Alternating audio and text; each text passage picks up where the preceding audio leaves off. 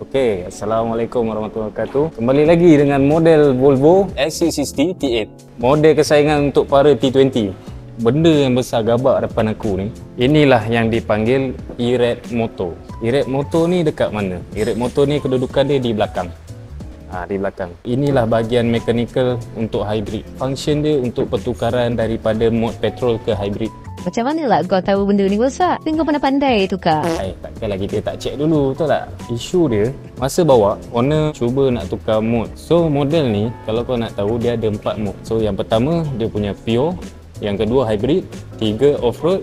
Yang keempat pula power. Antara 4 ni, sistem yang menggunakan petrol adalah nombor 3 ni, off-road. Bila off-road dia akan direct menggunakan enjin. Benda bagak ni lah yang function dia nak tukar benda tu. Benda ni dah tak pakai dah, shutdown, tutup. So sekarang ni masalah dia, owner tak boleh tukar dari petrol ke hybrid. So owner dah tak nak pakai off-road, dia tukar balik hybrid. Dia nak pakai hybrid tapi enjin still lagi on, masih lagi direct petrol, tak boleh guna hybrid. So bila kita check, kita diagnose, so memang dah confirm E-Red Motor ni tak boleh berjalan. Dia dah tak detect dah sistem hybrid tu. Sebab itulah kena tukar.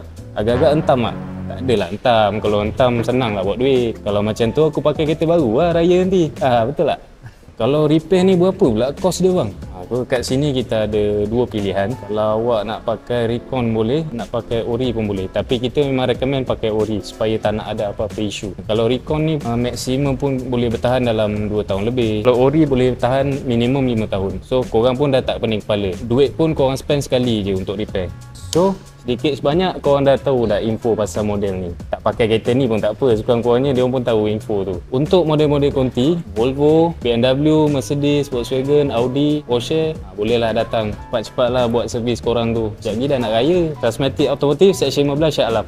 Okay, Assalamualaikum.